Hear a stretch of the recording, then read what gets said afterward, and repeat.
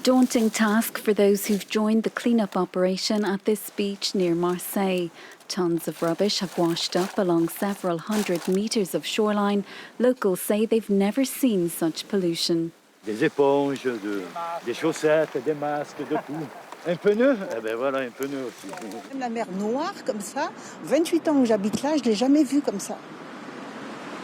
28 ans. People in Marseille were warned not to leave their homes on Monday as 2 months of rain fell in a single day. It came just days after local waste collectors had ended a week-long strike and as uncollected rubbish was still blocking storm drains in parts of the city.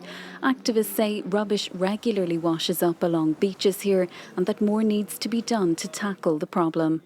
Là, cet événement-là, ça existe sur Marseille depuis des années. Dès qu'il y a un orage, les plages sont inondées de déchets, de plastique. La faute, elle est peut-être un peu de tout le monde. Et si tout le monde, on s'y mettait à mieux consommer, ramasser et consommer intelligemment, il y aurait beaucoup moins de soucis.